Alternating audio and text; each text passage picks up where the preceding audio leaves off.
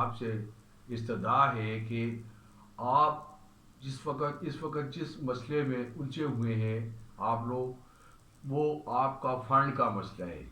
آپ اس فنڈ کے ریگولر نہ ہونے کی وجہ سے آئی ایم ایف کی لیز کو برداشت کر رہے ہیں، آئی ایم ایف سے فنڈ لے رہے ہیں.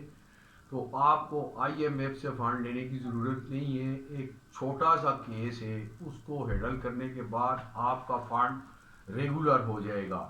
پرانا فنڈ جس کے اوپر آپ لوگ پہلے گورنمنٹ چلاتے تھے، تو جس وقت آپ کا وہ فنڈ ریگولر ہو جائے گا تو آپ کو آئی ایم ایف سے لیز لینے کی، فنڈز لینے کی ضرورت نہیں رہے گی.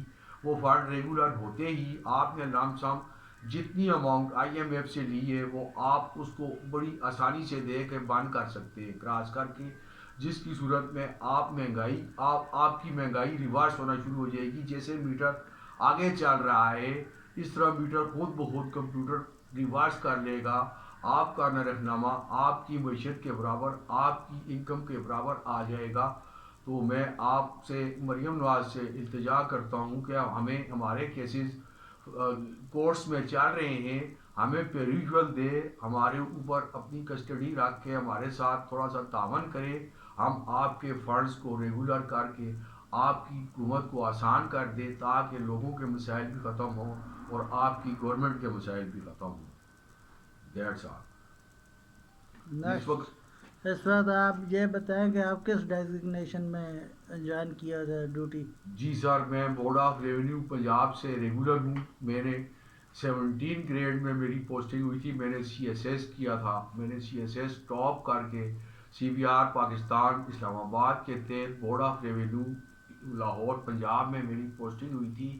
اسسٹنٹ ڈائریکٹر کی پوسٹ تھی میرے پاس. تو 96 میں بدبختی سے ہماری مسلم لیگ نون کی گورنمنٹ جب آن ہوئی تھی تو انہوں نے ہماری ٹرمینیشنیں کر دی تھی، بغیر کوئی وجہ بتائے ہمیں معطل کر دیا گیا تھا. اب ہم نے لیبر کورٹ سے اپلائی کیا تو لیبر کورٹ نے ہمارا کیس پیریجول دی تو کیس پرسو کر کے ہمیں فرید کورٹ ہاؤس کے ساتھ اٹیچ کر دیا. تو فرید کورٹ ہاؤس عدالت چونکہ انسداد دہشت گردی کی ہے تو وہ ہمیں پیریجول اتنی خاطر خواہ نہیں دے رہی. تو ہم چیف منسٹر پنجاب سے گزارش کرتے ہیں کہ ہم ان سے رابطہ کر کے ان کو ڈیٹیل ڈرا کرتے ہیں. وہ ہماری ڈیٹیل کو دیکھ کے اس کی اسٹڈی کر کے ہمارے ساتھ تعاون کر کے ہمیں تھوڑا سا اپنا تعاون دیں. اس کے بعد ہم ان کو گائیڈ کریں گے کہ کیسے آپ کے فنڈز ریگولر ہو جائیں گے.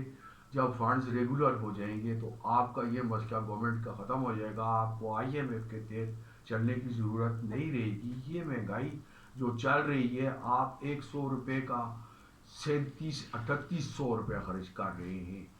آج کی ڈیٹ کا جو نرخ نامہ ہے ہمیں سب کا پتہ ہے. نرخ نامے کا ہمارے پاس، آپ اگر ریٹ لسٹیں مانگیں گے تو ریٹ لسٹ بھی پڑی ہے. آپ کوشچن آؤٹ کر لیتے ہیں کہ ہمیں یہ بتائیں کہ سوئی کتنے کی ہے.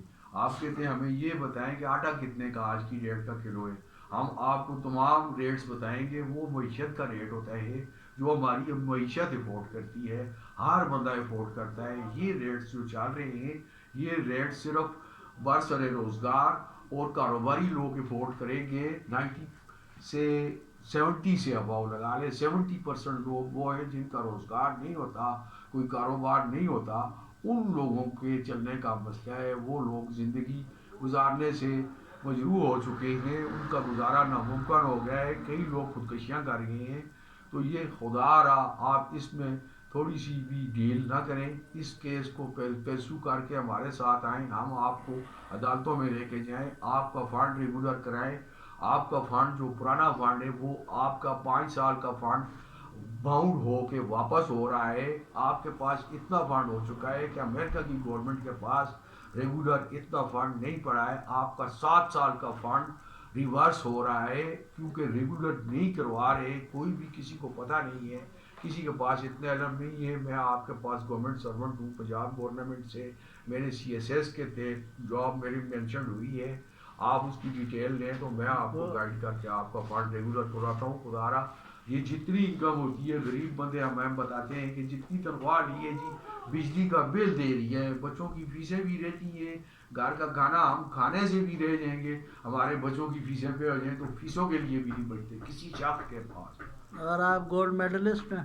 جی میرا گولڈ میڈل ہے جی, میرے سے ریکویسٹ کر کے سی بی آر پاکستان نے میرا گولڈ میڈل اسلام آباد سی بی آر پاکستان کی بلڈنگ میں کرم بند ہے 99 آؤٹ آف 100 مجھے مارکس سنائے تھے, تو میں نے ری چیکنگ کروائی تھی سینٹر پہ, چیلنج کیا تھا کہ 100/100 ہے, میرے اکاؤنٹس میں کوئی غلطی نہیں, 5 کوشچن میں نے کیے ہیں, 500 ٹھیک ہے. میں نے باہر آ کے ٹیلی کیا کوشچن پیپر کی بیک سائڈ پہ 100 بنتے ہیں, تو پھر انہوں نے ری چیکنگ کر کے مجھے 100/100 کا رزلٹ سنایا تھا. میں نے دین ری رائٹنگ کی وجہ سے غلطی ہوئی تھی تو اس کے 1 نمبر کاٹا تھا, میں نے دین 99 بھی ایکسیپٹ کیے تھے, تو مجھے انہوں نے پوسٹنگ دی تھی بورڈ آف ریونیو پنجاب کے تحت. میں revenue academy Punjab revenue academy میں سلیکٹ ہوا تھا 17 اسکیل میں.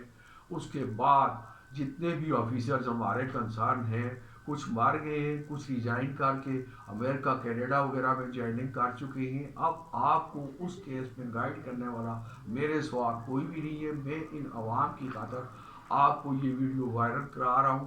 اگر پرائم منسٹر میری یہ ویڈیو دیکھتی ہے تو خدا میرے سے رابطہ کریں, اپنا مسئلہ بھی حل کریں, عوام کا مسئلہ بھی حل کریں. اگر یہ عوام کی پرابلم نہ ہوتی تو میں کبھی بھی آپ کو یہ پیریفل نہ دیتا, یہ ویڈیو وائرل نہ کرواتا. نیم بتائیں اپنا. میرا نام Chand Gul son of M Zarin Khan.